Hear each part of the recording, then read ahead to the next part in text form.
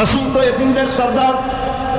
পৃথিবীর কোন এতিম যেন বলতে না পারে নবীজি আমার ব্যাপারে কি বলবেন, আমি তো এতিম মানুষ, আর তিনি আমার ব্যাপারে কিভাবে আমার দরদ বুঝবেন। নবীজিকে আল্লাহ পাক এমন এতিম বানালেন, সমস্ত দুনিয়ার এতিমদের সর্দার বানালেন। মায়ের পেটে যখন তিনি ছিলেন 6 মাসের সময় মায়ের পেটে থাকাকালীন বাপের এতিম হয়ে গেলেন। যখন প্রসব বেদনা শুরু হয়েছে মায়ের, দুনিয়ায় যখন তিনি আসবেন, হযরতে আমিনা ঘরের ভিতরে বসে তার অবস্থাটা কি? এই সন্তান পৃথিবীতে আসতে পারে, যিনি সবচাইতে বেশি খুশি হবেন তিনি তো আজ দুনিয়ায় নাই। মনের ভিতরে কত কষ্ট। আল্লাহ রাব্বুল আলামিন তার হাবিবকে দুনিয়া আনলেন। রাসূলের দাদা ঘরের সামনে তাঁবুর সামনে দাঁড়ায়া তায়েফ থেকে আগত সাদিয়া গোত্রের লোকদেরকে বলতেছেন, এই ঘরের ভিতরে একটা এতিম বাচ্চা আছে, বেশি টাকা করি দেওয়া যাবে না, যদি দয়া হয় নিয়ে যাও। গরিব মানুষ, এতিম মানুষ দেখে শুনে কেউ আর নিতে চায় না। সবশেষে এলেন ভাগ্যবতী মেয়ে, ভাগ্যবতী মহিলা হযরতে হালিমাতুস সাদিয়া, তিনি এসেছেন। কোনো ছেলে পেলে পায় নাই, সকলের শেষে তিনি এসেছেন।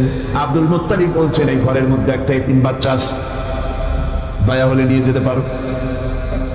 তিনি স্বামীর সঙ্গে পরামর্শ করলেন, এরপরে বললেন যদি দেখতে অন্তত ভালো হয়, মন যদি ভালো লাগে নিয়ে যাব, একেবারে খালি হাতে ফিরে যাওয়ার চাইতে তো ভালো। হযরতে হালিমা বলেন, আমি ঘরের মধ্যে প্রবেশ করলাম, মা আমিনার কোল থেকে শিশু মুহাম্মদ সাল্লাল্লাহু আলাইহি ওয়াসাল্লামকে যখন আমি কোলে নিলাম, আমি হুজুরের চেহারার দিকে নজর করে দেখলাম, আমার কাছে মনে হলো যেন পূর্ণিমার চাঁদটা আমার কোলে ধরা দিয়েছে। রাসূল কি শিশু মুহাম্মদ সাল্লাল্লাহু আলাইহি ওয়াসাল্লাম কি যখন নিয়ে বাড়ির দিকে রওনা হলাম, যে গাধা আমার সকলের পেছনে এসেছে সেই গাধা এখন সকলের আগে ছুটে চলে যায়। এরপরে বাড়ি যখন নিয়ে গেলাম, কুয়ায় পানি বাড়লো, গাছে ফসল বাড়লো, খেজুর গাছে খেজুর বাড়তে লাগলো, জমিনে ফলন বেড়ে গেল। রাসূলের দুধ বোন সাইমা রাসূলকে নিয়ে মুহাম্মদ সাল্লাল্লাহু আলাইহি ওয়াসাল্লাম তাকে দোলনা নিয়ে দোল দিতেছে। কি আশ্চর্য অবস্থা! সাইমা তাকে দোল দিচ্ছে আর বলতেছে, বেঁচে থাকুক মুহাম্মদ সাল্লাল্লাহু আলাইহি ওয়াসাল্লাম, সে দীর্ঘজীবী হোক। কবি লিখতেছেন, কি আশ্চর্য কথা, বেদুইন বালিকা কারে নিয়ে দোল দেয় সে কি তা জানে? বিশ্বনবী মুহাম্মদ রাসূলুল্লাহ সাল্লাল্লাহু আলাইহি ওয়াসাল্লাম এভাবে এতিম অবস্থায় জীবন তার শুরু হলো। যখন তিনি ফিরে এলেন 6 বছর বয়সের সময়, যখন মায়ের কাছে তিনি ফিরে এসেছেন, প্রতিদিন তিনি খেলা দেখতে যান ময়দানে। ইতিহাসের মধ্যে লেখা হয়েছে, মা প্রতিদিন সন্ধ্যার সময় তাকে ফিরে পান। আজকে সন্ধ্যা হয়ে গেছে, শিশু মুহাম্মদ সাল্লাল্লাহু আলাইহি ওয়াসাল্লাম বাড়ি ফেরেন না। কারণ কি? কেন বাড়ি ফেরে না? সন্ধ্যার দিকে তিনি চলে গিয়েছেন পাহাড়িয়া ময়দানে, যে দেখেন ধুধু করতেছে, চতুর্দিকে সন্ধ্যা হয়ে গেছে, অন্ধকার হয়ে গেছে, কোনো ছেলে পেলে নাই, কেউ নাই। পাহাড়ের পাদদেশে বসে শিশু মুহাম্মদ সাল্লাল্লাহু আলাইহি ওয়াসাল্লাম কাঁদতেছেন। মা প্রশ্ন করলেন, বাবারে সন্ধ্যা উত্তীর্ণ হয়ে গেল, কেন একা একা বসে বসে কাঁদো? তিনি বলছেন, মা জি, আজ কদিন খেলা দেখতে আসলাম ময়দানে, প্রতিদিন দেখি যখন সন্ধ্যা হয়ে যায় মুরব্বী শ্রেণীর কিছু লোক আসে, ছেলেকে নাম ধরে ডাক দেয়, ছেলেরা দৌড়ে তারা বাবার কাছে চলে যায়, আর বাবা ছেলেকে কোলে নিয়ে মুখে চুমা দিয়ে বাড়ির দিকে নিয়ে যায়। আমি আজ কদিন পর্যন্ত এই ময়দানে এলাম, কোনোদিন সন্ধ্যাবেলায় তো কেউ এসে আমাকে মুহাম্মদ বলে একটা ডাক দিল না। আমার আব্বা কি নাই? আল্লাহ রাব্বুল আলামিন বলেন, আলাম ইয়াজিদকা ইয়াতীমান ফাওয়া, এরকম এতিম অবস্থায় পেয়ে আমি কি আপনাকে আশ্রয় দেই নাই? আপনাকে আমি পেয়েছি এতিম অবস্থায়, এরপরে আমি আপনারে আশ্রয় দিলাম। ওয়া ওয়াজাদাকা দাল্লান ফাহাদা, এরপরে আমি আপনাকে পথ হারা পেলাম, আমি আপনাকে পথের দিশা দিয়া দিলাম। ওয়াজাদাকা আইলান ফাআগনা, এরপরে আমি আপনাকে দরিদ্র অবস্থায় পেয়েছি, তারপরে আমি আপনার দারিদ্র মুক্ত করেছি আপনাকে। সুতরাং ফাম্মাল ইয়াতীমা ফালা তাকহার ওয়া আম্মাস সাইলা ফালা তানহার ওয়া আম্মা বিনি'মাতি রাব্বিকা ফাহাদ্দিস। সুতরাং নবী, ইতিমের প্রতি নির্মম ব্যবহার করো না, ইতিমের প্রতি ভালো ব্যবহার করো, নির্মমতা দেখাইও না। আর ভিক্ষুককে ধমক দিও না, রূঢ়তা দেখিও না, আর আল্লাহর নিয়ামতের প্রশংসা করো। বহুত মানুষ আছে এতিমরে গলায় ধাক্কা দেয়। মানুষ যখন ভিক্ষা নিতে আসে, গরিব মানুষ ভিক্ষা চাইতে আসছে, আপনি তো জানো, দোয়া করুন জানো, বাড়ি যেয়ে কাজ করবা, এইসব আজে বাজে কথা বলে ভিক্ষা দেয় না। সাহেবকে ধমক দিতে রাসূল কারীম সাল্লাল্লাহু আলাইহি ওয়াসাল্লাম নিষেধ করেছেন, সাহেবকে ধমক দিও না। গাড়িতে বসে যাচ্ছেন সাহেব, ট্রাফিক মোড়ে যখন সিগন্যাল চললো, গাড়িগুলি দাঁড়ায় গেল, ফকির এসেছে, হাত নাই পাও নাই, বুড়া মানুষ, একটা পয়সা বার করে না। আবার এই মানুষটি ওই ফকিরকে ধমক দিয়া বার করে দিল। এরপরে এই লোকটি যখন কোনো মাজারের কাছে পৌঁছে গেল, 500 টাকার কড় করে নোটটা ফেলে দিল। বলেন টাকা দরকার কার? মরা মানুষের না জিন্দা মানুষের? কার দরকার? যার টাকা দরকার ছিল তারে দেওয়া হলো না, যার দরকার নাই তারে দেওয়া হলো। এরপরে লোকটা না খেয়ে যখন মারা গেল, পথের ফকির, রাস্তার ফকির, না খেয়ে মারা গেছে। এরপরে তার কাপড়ের কাপড় নাই, লোকটাকে রাস্তার উপরে শোয়া একটা ছেঁড়া কাপড় দিয়ে ঢেকে রেখেছে। বড় লোকেরা, সাহেবরা তখন গাড়ি দাঁড় করে 5টা টাকা 2টা টাকা করে তার লাশের উপরে মারতেছে।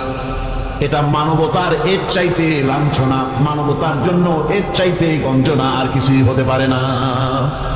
মানবতার প্রতি লাঞ্ছনা এর থেকে আর দুর্গতি কি হতে পারে? বেঁচে থাকার সময় 1টা টাকা আপনি দিলেন না, মরে যাওয়ার পর বিদায় হয়েছে বালাই, এখন দেওয়া শুরু করেছে। আমার বন্ধুগণ, এই জন্য এতিমের প্রতি দরদ করার জন্য আল্লাহ পাক কোরআনের ভিতরে পরিষ্কার বলেছেন।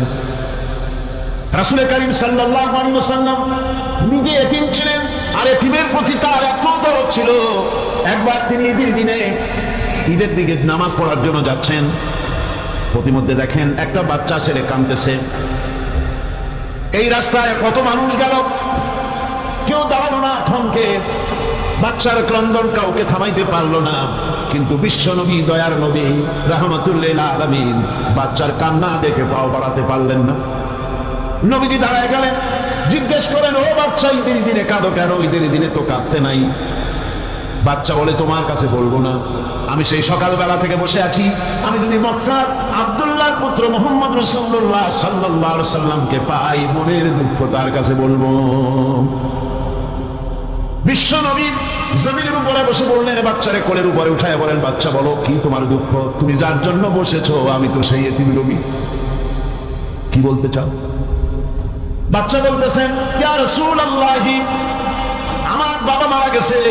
সেই ছোট্টবেলায় একেবারেই তখন মায়ের পেট থেকে আমি আসার পর বাপ মরে গেল। আমার মা আরেকজনের সঙ্গে বিয়ে বসেছে। সেই পুরুষটি আমারে দেখতে পারে না। আমার মা যদি আমারে কোলে করে এসে সহ্য করতে পারে না, আমারে চুমা খাইলে সহ্য করতে পারে না, আমারে খাবার দিলে মা মার খায়। আজ ঈদের দিনে রাতে আমার মা আমাকে বললো, বাবারে তোমার কপাল খারাপ, তোমার বাবা মারা গেছে, তোমাকে সাহায্য করার কেউ নাই, আমি তোমার যত্ন করতে পারলাম না, কোলে নিয়ে চুমাও দিতে পারি না, আমার এমনি কপাল খারাপ। সুতরাং এতিমের দরদ এতিম ছাড়া কেউ বুঝবে না। তুমি আজ চলে যাও, ওই রাস্তায়, ঈদের রাস্তায় দাঁড়ায় থাকো, মাঠের রাস্তার পাশে, বিশ্ব নবীর কাছে তোমার দুঃখ বলো, এতিমের দুঃখ তিনি বুঝবেন। আমি মায়ের কথা মতো এই জায়গায় এতক্ষণ বসে আছি, হুজুর আপনি দয়া করে, আমার কথা তো আপনার কাছে বললাম, আমার মনের এই নবীজি বাচ্চার কথা শুনতেছিলেন, চোখ দিয়া পানি পড়তেছিল।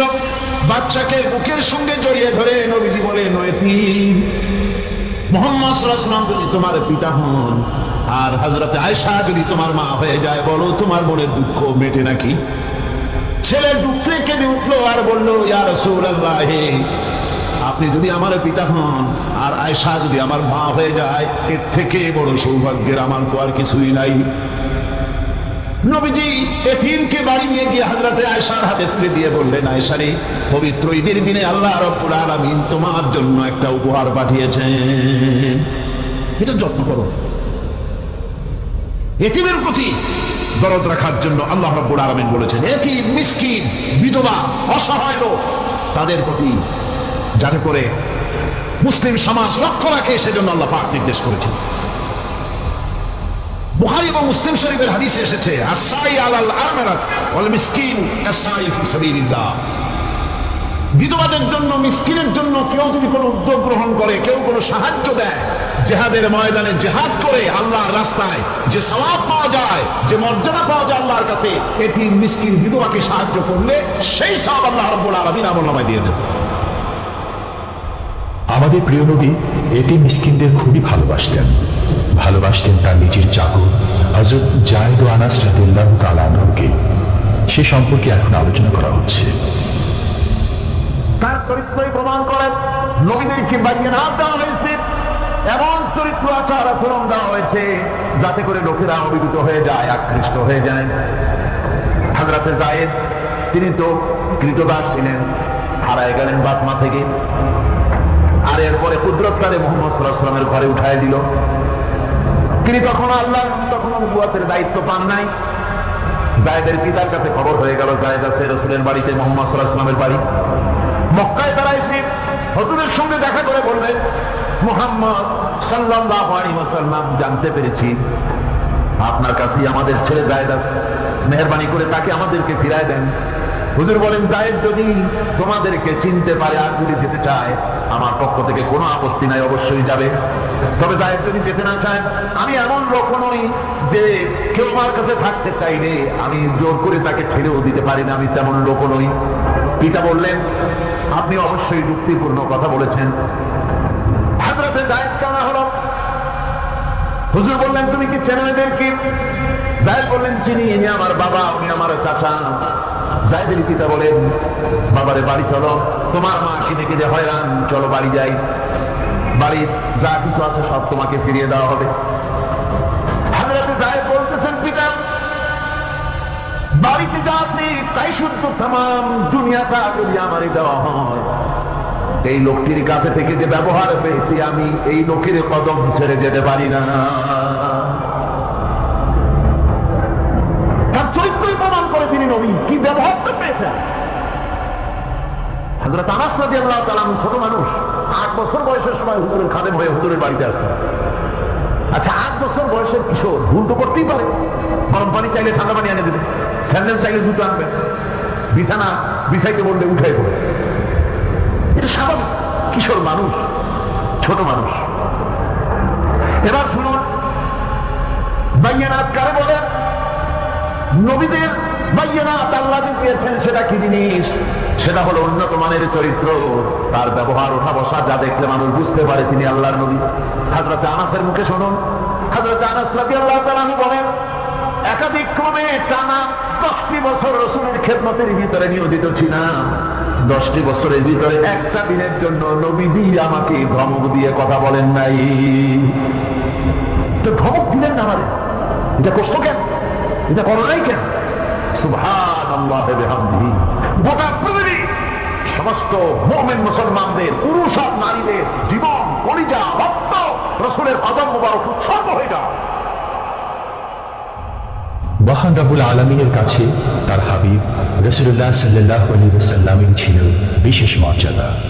আসুন আমরা সে সম্পর্কে আলোচনা শুনি। আমার ভাইরা, রাসূল পাক সাল্লাল্লাহু আলাইহি ওয়াসাল্লাম আল্লাহর নবী এমন এক মহান সত্তা ছিলেন যে তিনি দোয়া আল্লাহর দরবারে হাত উঁচু করতে দেরি আছে, কিন্তু দোয়া করতে দেরি নাই।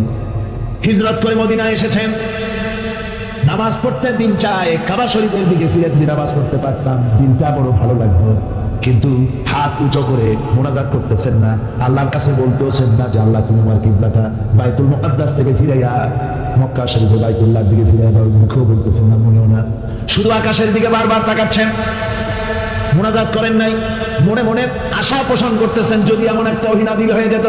আল্লাহ রাব্বুল আলামিন সঙ্গে সঙ্গে রাসূল জোহরের নামাজ পড়তেছিলেন, 2 রাকাত পড়া হয়ে গেছে, এমন সময় ওহী নাযিল হয়ে গেল, আদনারা তাকাল্লুহা ওয়াজহিকা ফিস সামা। নবী আমি দেখতে পেয়েছি বারবার আপনি আকাশের দিকে তাকাচ্ছেন। সুবহানাল্লাহ। আমি দেখতে পেয়েছি। فلنولينك قبلة ترضاها فول وجهك شطر المسجد الحرام। আপনার মনের আশা পুরো হয়ে গেছে, এক্ষুনি আপনার কিবলা পরিবর্তন করুন। হুজুর 2 রাকাত পড়েছিলেন বাইতুল মাকদাসের দিকে ফিরে, বাকি 2 রাকাত তিনি মক্কা শরীফের কাবা শরীফের দিকে ফিরলেন। আজও পর্যন্ত সেই মসজিদ আছে, সাক্ষ্য দিচ্ছে নবীর কথা কিভাবে মঞ্জুর হয়। মসজিদে কিবলাতাই মদিনা মুনাওয়ারায় সেই মসজিদ আজও আছে। রাসূল পাক সাল্লাল্লাহু আলাইহি ওয়াসাল্লাম এত বড় মর্যাদা সম্পন্ন ব্যক্তিত্ব, মহান ব্যক্তিত্বের উম্মতের মধ্যে আল্লাহ আমাদের শামিল করেছেন। শুকরিয়া স্বরূপ আমরা পড়ি আলহামদুলিল্লাহ। জোরে সোরে পড়েন আলহামদুলিল্লাহ। আমার ভাইরা, মর্যাদা এত বেশি আল্লাহ রাসূলকে আল্লাহ রাব্বুল আলামিন দান করেছেন। এই পৃথিবীতে কোন মানুষের সঙ্গে যদি আপনি বেয়াদবি করেন, তিনি আপনার বাপ হোক, তিনি আপনার মা হন, অথবা আপনার উস্তাদ হন, অথবা আপনার পীর হন, যে কেউ হোক না কেন, কারোর সঙ্গে যদি কোনো বেয়াদবি হয়ে যায় তো শুধু একটা বেয়াদবি ছাড়া আর কিছুই না। কিন্তু নবীজির সঙ্গে যদি কেউ বেয়াদবি করে, সেটা শুধু বেয়াদবি থাকে না, কুফরি হয়ে যায়। কি হয়ে যায়? কুফরি হয়ে যায়। রাসূলুল্লাহকে কেউ তাওহীন করলে, অসম্মান করলে, সমালোচনা করলে কাফের হয়ে যায়। যেমন কি হয়ে যায়? কত বড় মর্যাদা। রাসূল পাক সাল্লাল্লাহু আলাইহি ওয়াসাল্লাম তার সামনে সাহাবায়ে কেরাম বসা, হুজুর কথা বলছেন, সাহাবায়ে কেরাম তারাও কথা বলছেন। কথা বলতে বলতে এক পর্যায়ে সাহাবীদের গলার আওয়াজ বড় হয়ে গেল। হুজুরের গলার আওয়াজ শোনা যায় না, সাহাবীদের গলার আওয়াজটা বড় হয়ে গেল। আল্লাহ রাব্বুল আলামিন এতটুকু বরদাস্ত করলেন, আমার নবীর গলার আওয়াজের চাইতে তোমাদের আওয়াজ বড় হলো কেন? সঙ্গে সঙ্গে ওহী নাযিল হয়ে গেল। আল্লাহ রাব্বুল আলামিন বলেন, ইয়া আইয়ুহাল্লাযীনা আমানু লা তারফাউ আসওয়াতাকুম ফাওকা সাওতিন নবী। ও বিশ্বাসীরা, খবরদার, তোমরা যারা ঈমান এনেছো শোনো, তোমাদের গলার আওয়াজ যেন আমার নবীর গলার আওয়াজের চাইতে বড় না হয়ে যায়। যদি তা হয়, আনতাহবাতা আমালুকুম, জীবনের সমস্ত ভালো কাজগুলি আমি আল্লাহ বরবাদ করে দেব। আজ পর্যন্ত এই আয়াতে কারিমা রাসূল পাক সাল্লাল্লাহু আলাইহি ওয়াসাল্লামের রওজায়ে আতহারের সামনে সবুজ সাইনবোর্ডের উপরে সোনার অক্ষর দিয়ে এই আয়াতে কারিমা লেখা রয়েছে, সুবহানাল্লাহ। সর্বকালের, সর্বযুগের সর্বশ্রেষ্ঠ মহামানব, সর্বশ্রেষ্ঠ বিশ্বনবী, আল্লাহর পরে যার মর্যাদা, তিনি হচ্ছেন মুহাম্মদ রাসূলুল্লাহ সাল্লাল্লাহু আলাইহি ওয়াসাল্লাম। রাসূলুল্লাহ সাল্লাল্লাহু আলাইহি ওয়াসাল্লামের প্রতি মহান আল্লাহর ভালোবাসার অন্যতম নিদর্শন হচ্ছে মেরাজ। এর মাধ্যমে আল্লাহ রাব্বুল আলামিন তার বন্ধুকে নিজের সান্নিধ্যে নিয়েছিলেন। এখন আমরা শুনব সেই মেরাজের কাহিনী। তুলির ধরা থেকে রাসূলকে আরশে আজিম নিয়ে যাওয়া হবে। বোরাক এলো। বোরাক হচ্ছে বায়তুল থেকে উৎপত্তি, এর অর্থ হচ্ছে বিজলি, বৈদ্যুতিক গতি সম্পন্ন, ঘোড়ার চাইতে ছোট, খচ্চরের চাইতে বড়, এই জাতীয় একটা প্রাণীর মতো হযরত জিবরাইল নিয়ে আসলেন।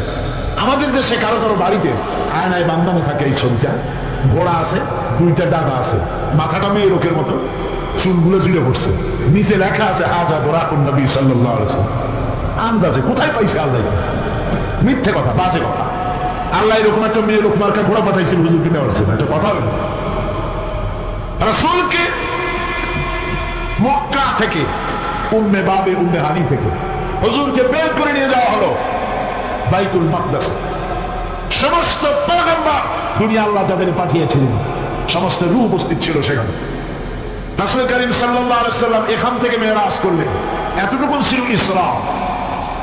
কোরআনে কারীম বলছে, আজকের কারি সাহেব যেখান থেকে তেলাওয়াত করেছিলেন, সুবহানাল্লাযী আসরা বিআবদিহি লাইলাম মিনাল মাসজিদিল হারামি ইলাল মাসজিদিল আকসা।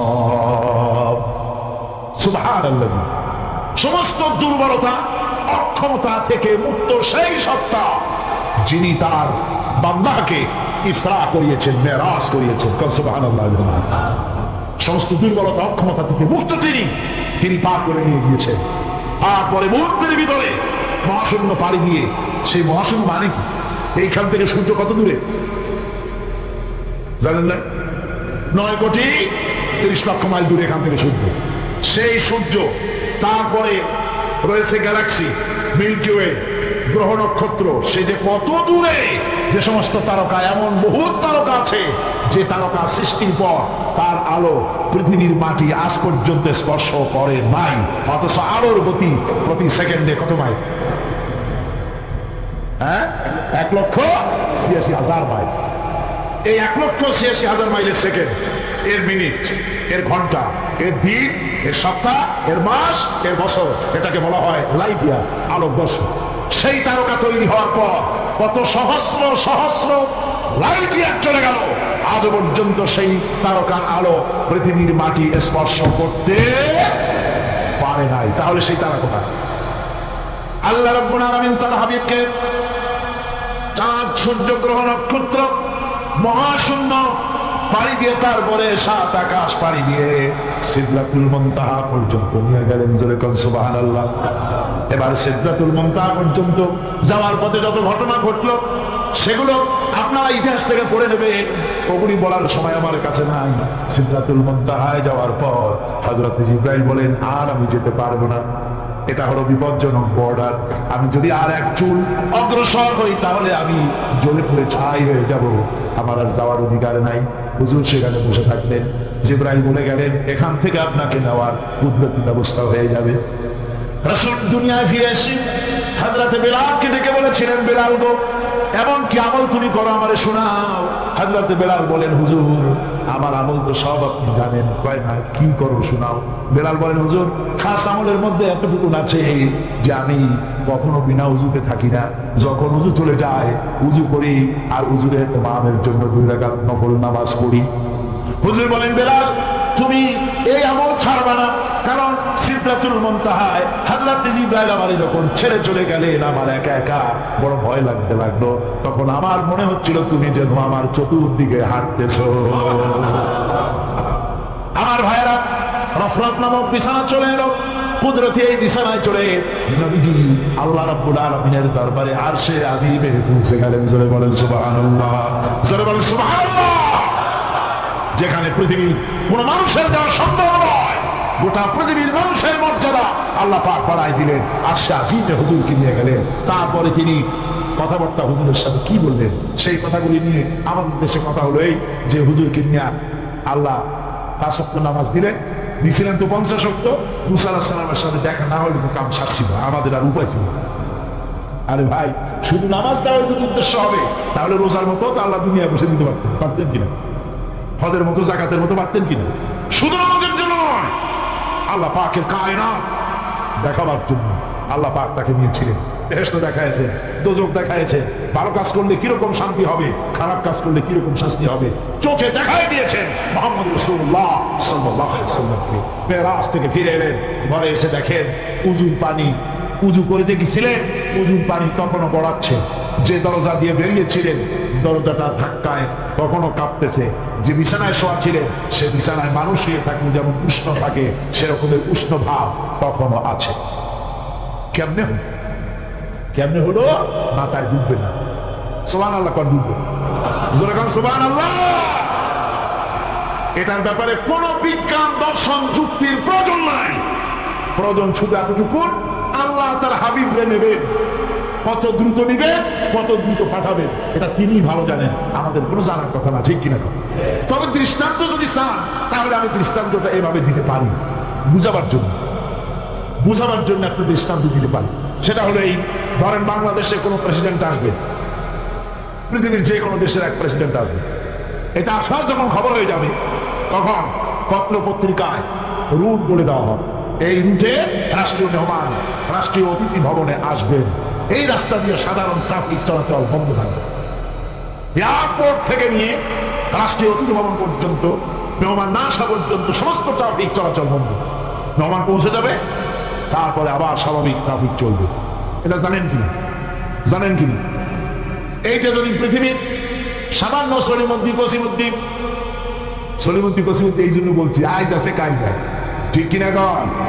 আজ মন্ত্রিত্ব গেল, কালকে রাস্তায় দাঁড়ায় বলবে রিক্সাওয়ালা আমার একটু নেওয়া, বাজারে মাছ কিনতে যাবে, ঠিক কিনা? সুতরাং এদের তো কোনো মর্যাদা নাই, আজ আছে কাল নাই। এই দুনিয়ার সলিমুদ্দি কসিমুদ্দির জন্য যদি এভাবে ট্রাফিক চলাচল বন্ধ করে দেওয়া হয়, তাহলে আকাশ এবং জমিনে আল্লাহ রাব্বুল আলামিনের সর্বশ্রেষ্ঠ মেহমান জনাবে মুহাম্মদ রাসূলুল্লাহ সাল্লাল্লাহু আলাইহি ওয়াসাল্লাম, এই মেহমান আল্লাহর দরবারে যাবেন। আল্লাহ যদি বলে দিয়ে থাকেন, আল্লাহ যদি হুকুম করে থাকেন, সময়ের গতি, বার্ষিক গতি, আহ্নিক গতি, আকাশের গতি, সূর্যের গতি, সময়ের গতি, রাত ৩:৪৫ 10 সেকেন্ড, এখন সমস্ত গতি স্তব্ধ হয়ে যায়। আমার হাবিব আমার দরবার থেকে ঘুরে যখন ঘরে ফিরে যাবেন, আবার ৩:৪৫ 11 সেকেন্ড থেকে শুরু হয়ে যাবে। ইসলাম প্রচার করতে গিয়ে আমাদের প্রিয় নবীর উপর চলেছে অকথ্য নির্যাতন, যার প্রমাণ তায়েফের ঘটনা। সেই কাহিনী এখন আমাদের সামনে সুমিলিত কণ্ঠে তুলে ধরছেন প্রখ্যাত মুফাসসিরে কোরআন হযরত মাওলানা দেলওয়ার হোসাইন সাইফি।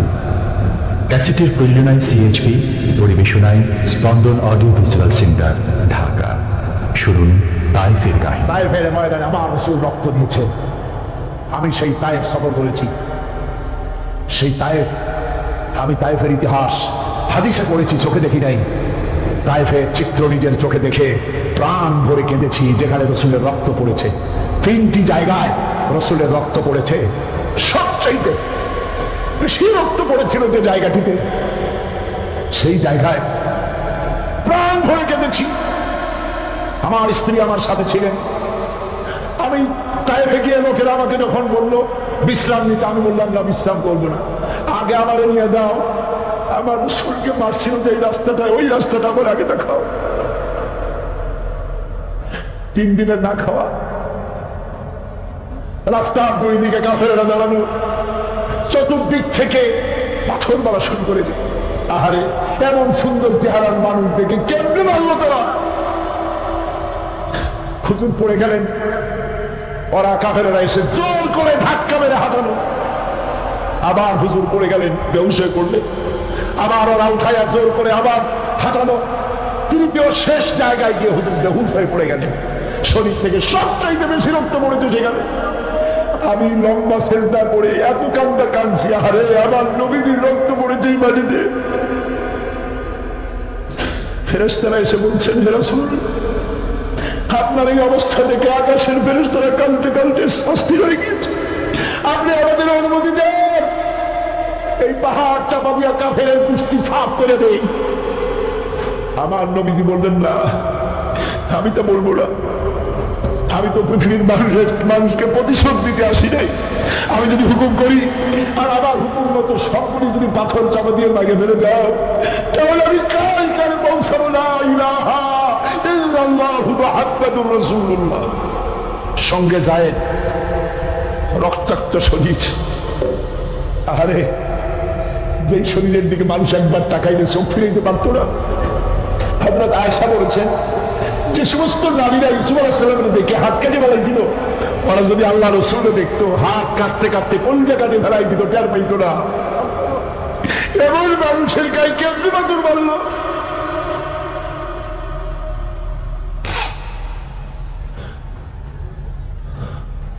রাসূল কারীম সাল্লাল্লাহু আলাইহি ওয়াসাল্লাম বসে আছেন, শরীর থেকে রক্ত ঝরছে। বুখারী শরীফে এসেছে, আত্তাস নামক এক যুবক আঙ্গুরের বাগান থেকে 1 গ্লাস আঙ্গুরের শরবত এনে হুজুরের হাতে দিলেন। কষ্টের পর 3 দিনের না খাওয়া ক্ষুধার্ত নবী 1 গ্লাস আঙ্গুরের শরবত সবটুকু পান করে একটা স্বস্তির নিঃশ্বাস ফেললেন। বললেন, তোমার নাম না আক্তাস? তিনি বললেন, হ্যাঁ, আমার নাম আক্তাস। তোমার বাড়ি হযরত ইউনূস আলাইহিস সালামের গ্রামে? বললেন যে হ্যাঁ, আমার বাড়ি ইউনূস আলাইহিস সালামের গ্রামে। যুবক জিজ্ঞেস করলেন, হুজুর, আপনি কি করে বুঝলেন আমার নাম আক্তাস আর আমার বাড়ি ইউনূস আলাইহিস সালামের গ্রামে? আপনি জানলেন কি করে? হুজুর বললেন, আমিও নবী, ইউনূস আলাইহিস সালামও নবী। এক নবীর খবর আর এক নবীর কাছে থাকে। রাসূল গায়ে রক্ত করে ধুয়ে 2 খেলা হাত আল্লাহর দরবারে পড়লেন। আজকে দুনিয়ায় কেউ নাই হুজুরের, খাদিজা নাই, আবু তালেবও নাই। রাসূল একা। সাহাবীরা দিনের বেলায় কাফেরদের ভয়তে হুজুরের সঙ্গে দেখা করতে পারে না। হুজুর বলেন, আমার ওই কষ্টের সময় খাদিজা নাই। ওই সব পাথরগুলি আমি আজও চিনি, যে পাথরগুলি আমি যাওয়ার সময় রাস্তায় পাথরগুলি আমাকে বলেছে, আসসালামু আলাইকা ইয়া রাসূলুল্লাহ। পাথরগুলি আমাকে সালাম করেছে। আল্লাহ পাক আমাকে সান্ত্বনা দিয়ে বলেছেন, ইয়া আইয়ুহান নবী হাসবুকাল্লাহ, ও নবী কোন চিন্তার কারণ নাই, আমি আল্লাহ তোমার জন্য যথেষ্ট। আবু জেহেল, আবু লাহাব, উতবা এবং শাইবা সবসময় রাসূল করিম সাল্লাল্লাহু আলাইহি ওয়াসাল্লামের বিরুদ্ধচারণে ব্যস্ত থাকত। তারা মহাগ্রন্থ আল কোরআনের উৎস জানার চেষ্টা করল। এই সম্পর্কে মুহতারাম মাওলানা আলোচনা করছেন। আবু জেহেল, আবু লাহাব, উতবা, শাইবা এরা সবাই রাসূলের ঘরের চার কোনায় দাঁড়িয়ে কোরআনে কারীম তারা আবিষ্কার করতে গেছে যে মুহাম্মদ সাল্লাল্লাহু আলাইহি ওয়াসাল্লাম কোরআনের নামে যে কথাগুলি বলেন, এই কথাগুলি তিনি কোত্থেকে আবিষ্কার করেন, কোথা থেকে পান? তিনি কি কোনো কবির কাছ থেকে ট্রেনিং নেন? কোথা থেকে এগুলি পান তিনি? তাই জানার জন্য ওরা গিয়ে, আবু জেহেল যে গিয়েছে আবু সুফিয়ান তা জানে না, উতবা যে গিয়েছে শাইবা তা জানে না, একে অপরের অজান্তে ঘরের চার কোনায় দাঁড়িয়েছে। গভীর রাত্রে সরকারে দো আলম আশরাফুল আম্বিয়া নবী মুহাম্মদ রাসূলুল্লাহ সাল্লাল্লাহু আলাইহি ওয়াসাল্লাম তেলাওয়াত করা শুরু করেছেন। এখন বুঝুন, একে তো আল্লাহর কালাম আর তেলাওয়াত করছেন তিনি, যার উপরে এটা অবতীর্ণ হয়েছে। একটু আগে যে কারি সাহেব তেলাওয়াত করতেছিলেন, কি বলেন, কেমন লাগলো? সুবহানাল্লাহ, সুবহানাল্লাহ, মনে হচ্ছিল সারা রাত তেলাওয়াত হোক আর শুনতে থাকি।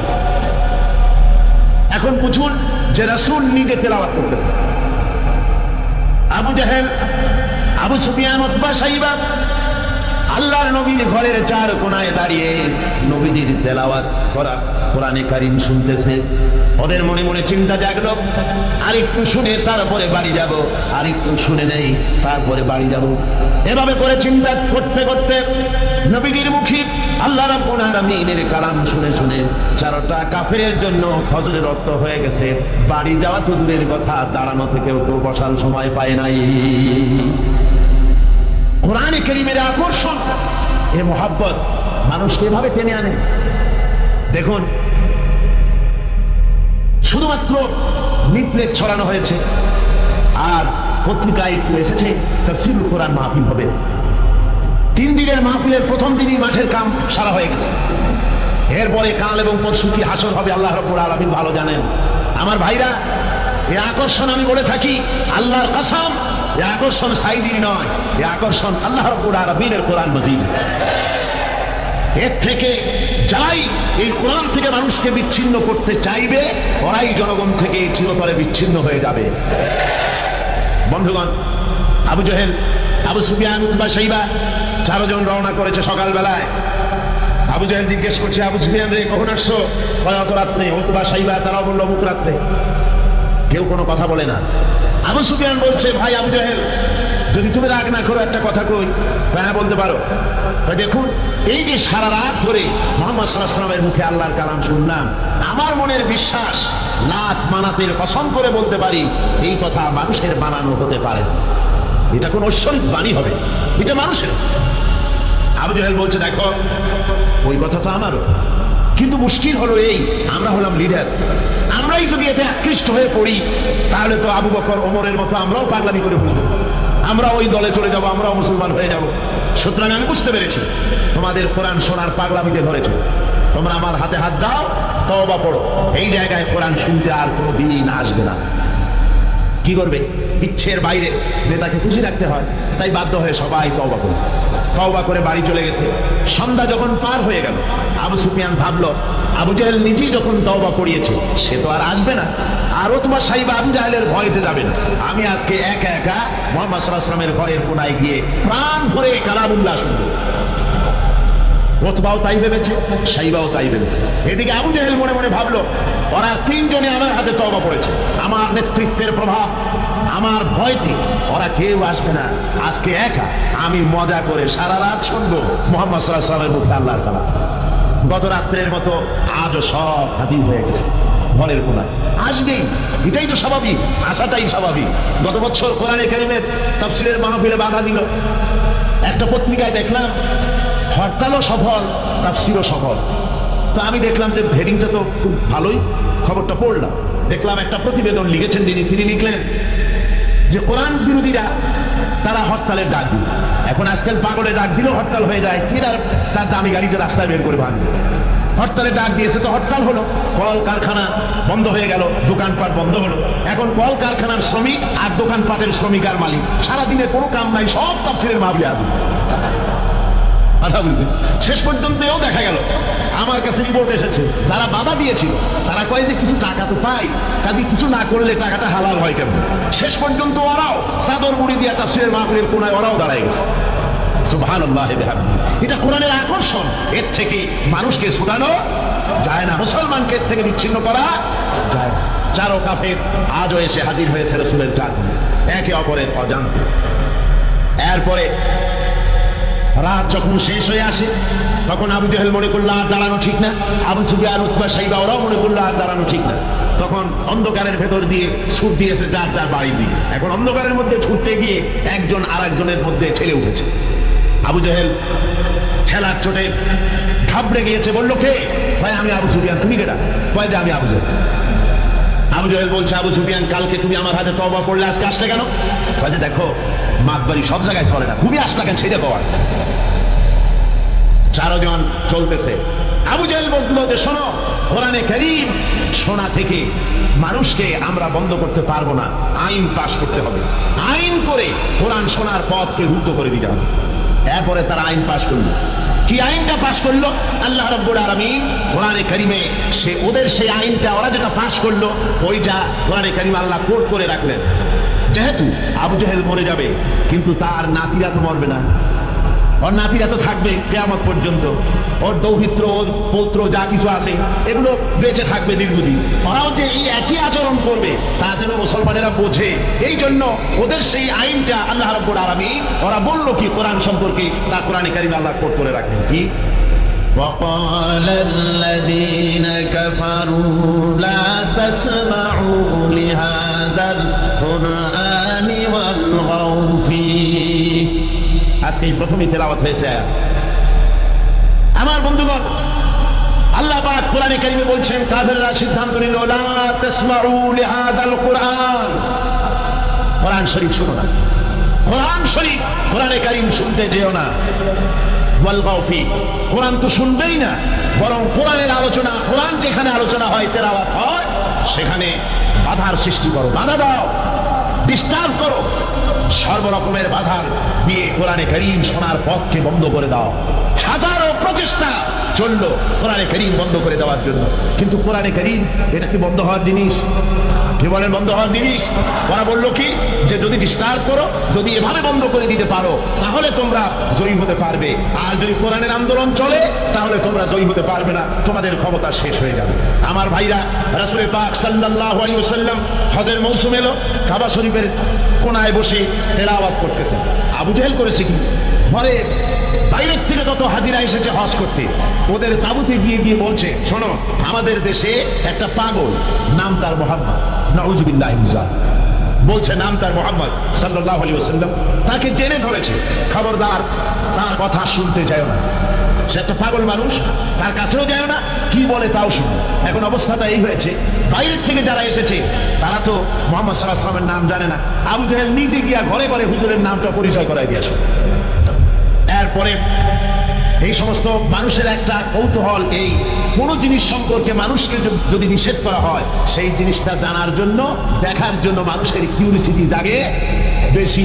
এখন যখন নিষেধ করা হলো, লোকেরা ভাবলো নেতা বলেছে শুনবো না কি বলে, কিন্তু পাগলটা কেমন একটু দেখে আসি না। চলে গেছে কাবা শরীফের পাশে, যায়া রাসূল সাল্লাল্লাহু আলাইহি ওয়াসাল্লামের চেহারা মোবারকের দিকে, তার চেহারা আনোয়ারের দিকে যখন এরা তাকিয়েছে, রাসূল পাক সাল্লাল্লাহু আলাইহি ওয়াসাল্লামের চেহারা মোবারকের দিকে তাকিয়ে ওরা বলছে এই লোকটা কি পাগল হতে পারে? এত সুন্দর চেহারার মানুষ, সে কি কোনোদিন পাগল হতে পারে? নিশ্চয়ই পারে। রাসূল পাক সাল্লাল্লাহু আলাইহি ওয়াসাল্লামের চেহারা মোবারক, সুবহানাল্লাহ, মানুষের যদি নজর পড়ে যেত আল্লাহ রাসূলের প্রতি, সেই চেহারা থেকে মানুষ চোখ ফিরাতে পারত না। হাদিস শরীফে এসেছে রাসূল যখন ঘেমে যেতেন, ঘামের বিন্দুগুলি যখন গলার উপরে, কপালে, গালের উপরে যখন জমতো, দূরের থেকে এটাকে মুক্তোর দানার মতো বলে মনে হতো। এত সুন্দর চেহারা আল্লাহ রাব্বুল আলামিন তাকে দিয়েছিলেন। ওরা বলল, এই লোক কি কোনোদিন পাগল হতে পারে? আমরা তো পাগল দেখেছি, চুলগুলো থাকে উস্কো খুস্কু, দাড়ি একটা থাকে এদিক, আর একটি থাকে ওদিক, দাঁতে থাকে ময়লা, চোখগুলো থাকে উদাস উদাস ভাব, হাতে থাকে নখ, জামা কাপড় ময়লা বিস্ত্রী, এই তো পাগলের পরিচিতি। আর এত সুন্দর সুবিন্যস্ত মণ্ডিত সুন্দর চেহারা, মাথার চুলগুলো এত সুন্দর ভুরু, টানা টানা আঁখি, এত সুন্দর মানুষ আমরা জীবনে কোনোদিন দেখি নাই। এ তো কখনো পাগল হতে পারে না। দেখি না বলে কি, কানের থেকে আঙ্গুল খুলে বেরোচ্ছে। আর অমনি রাসূল পাক সাল্লাল্লাহু আলাইহি ওয়াসাল্লামের তেলাওয়াত করা কালামে পাক ওদের কানের মধ্য দিয়ে ঢুকে কলিজায় স্পর্শ করেছে। আমার বন্ধুগণ, শুনতে শুনতে বহিরাগত লোকগুলির চোখ দিয়ে পানি পড়া শুরু করে দিয়েছে এবং নিজেদের অজান্তে নিজেদের মুখ থেকে বেরিয়ে গেল, আশহাদু আল্লা ইলাহা ইল্লাল্লাহু ওয়াহদাহু লা শারীকা লাহু ওয়া আশহাদু আন্না মুহাম্মাদান আবদুহু ওয়া রাসূলুহু। কাফিরদের সাথে রাসূলুল্লাহ সাল্লাল্লাহু আলাইহি ওয়াসাল্লাম হুদায়বিয়া সন্ধি করেন। এর কিছু কিছু শর্ত সাহাবীদের পক্ষে মানা খুবই কষ্টকর ছিল, কিন্তু কৌশলগত কারণে তারা এই চুক্তি মেনে নিয়েছিলেন। এবারের প্রসঙ্গ হুদায়বিয়া সন্ধি।